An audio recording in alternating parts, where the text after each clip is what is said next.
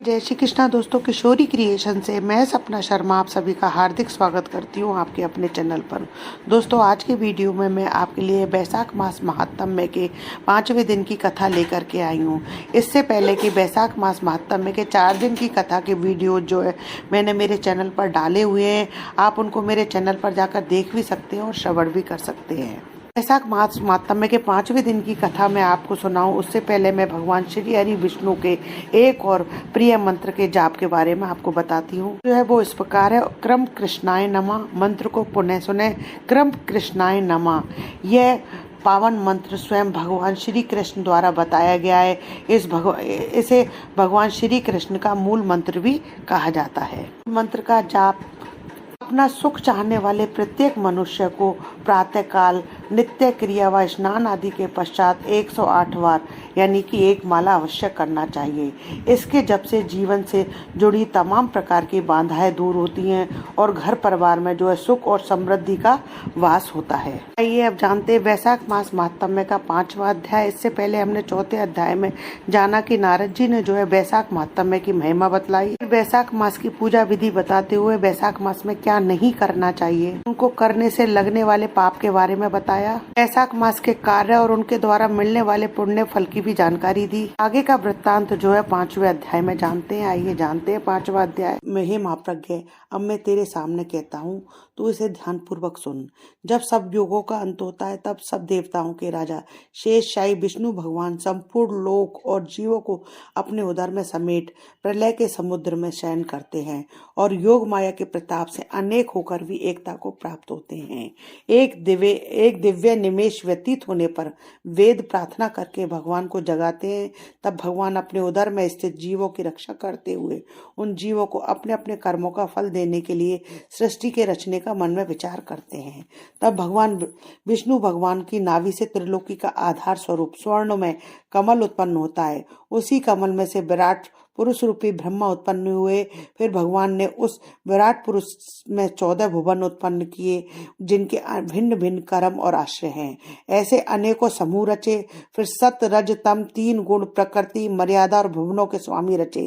तत्पश्चात वर्णाश्रम के विभाग कर धर्म की कल्पना करते हुए चारों वेद तंत्र स्मृति पुराण तथा इतिहास रचकर धर्म की रक्षा के निमित्त इनके प्रवर्तक ऋषि प्रकट किए।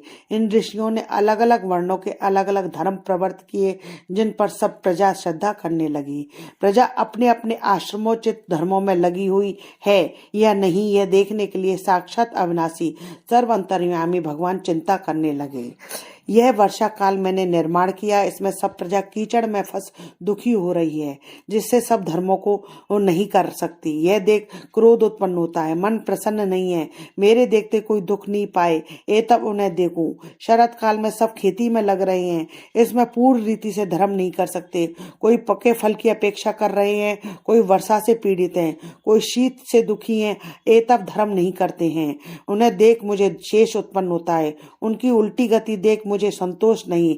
हेमंत ऋतु में सर्दी के मारे कोई प्रातःकाल नहीं उठता है, सूर्योदय से पहले ना उठते देख मुझे क्रोध उत्पन्न होता है। शिशिर ऋतु में भी प्रातःकाल के समय शीत से पीड़ित रहते हैं तथा फसल पक जाने की प्रतीक्षा करते हैं। फिर जो मनुष्य जाड़े के मारे प्रातःकाल स्नान करने के लिए केवल सोचा ही करते हैं, उनका शुभ कर्म लुप्त होता जाता है जो कभी पूरा नहीं होता। यह समय प्रेक्षण का नहीं है, ऐसा विचार कर भगवान ने बसंत ऋतु को संपूर्ण पातकों का निवारण करने वाला माना है। यह ऋतु स्नान दान यज्ञ क्रिया भोग और सब प्रकार के धर्मों का साधन करने के लिए बड़ी अनुकूल है। इस ऋतु में धनवान सब वस्तु बिना प्रयास के ही प्राप्त करते हैं। जैसे लोगों को धन से सुख मिलता है, जो विष्णु भगवान के आधारभूत प्राणी हैं, उनके धर्म का साधन ही द्रव्य है। वसंत ऋतु में संपूर्ण द्रव्य प्राणियों को सुखदायक होते हैं। दान योग्य धर्म योग्य सब कुछ भोगने योग्य निर्धन लूले लंगड़े व्याकुल और महात्माओं को संपूर्ण दिव्य और जलादि सुलभ है, इसमें संशय नहीं है। मेरे प्रियजन इन दिव्यों से अपनी आत्मा का हित साधन है। पत्र पुष्प फल शाक आदि प्रिय वचन माला तांबूल चंदन पग धोना तथा नम्र पवित्रता पूर्वक साधन करते हैं, मैं उनको वर देता हूँ। ऐसा कहते हुए विष्णु भगवान लक्ष्मी सहित चारों ओर वनों को देखते चले, जिनमें अनेक प्रकार के फूल खिल रहे हैं, जिसमें हष्टपुष्ट प्राणी रहते हैं और मतवाले भ्रमर और पक्षी विचर रहे हैं। ग्रामवासियों के बहुमूल्य आश्रमों के आंगन, उद्यान स्थल लक्ष्मी को दिखाने लगे। उनकी देवता, मुनीश्वर, सिद्ध, चरण, गंधर्व, किन्नर, नाग, राक्षस सब स्तुति करते हैं। वर्णाश्रम वासियों के घरों में जाकर मीन की संक्रांति तक लक्ष्मी और सब देवताओं और मूर्तियों सहित भगवान रह करके लोगों के कर्मों का निरीक्षण करते हैं। धर्माचरण वाले पुरुषों की मनोकामना पूरी कर देते हैं और मनोन्मत्त लोगों की आयु और धनादि को हरते हैं।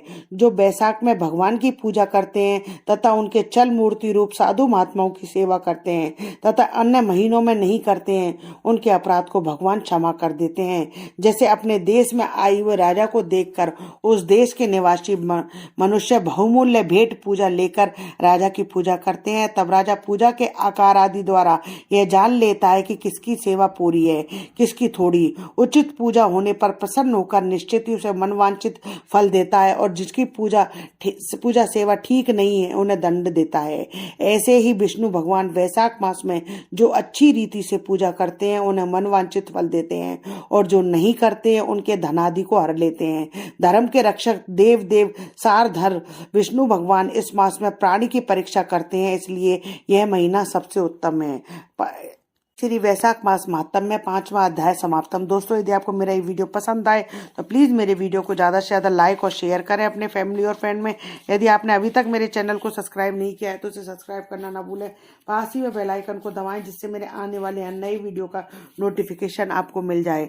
हिंदू धर्म, रीति रिवाज, कथा कहानी जानने के लिए मेरे चैनल पर बने रहने के लिए बहुत बहुत धन्यवाद। जय श्री कृष्णा।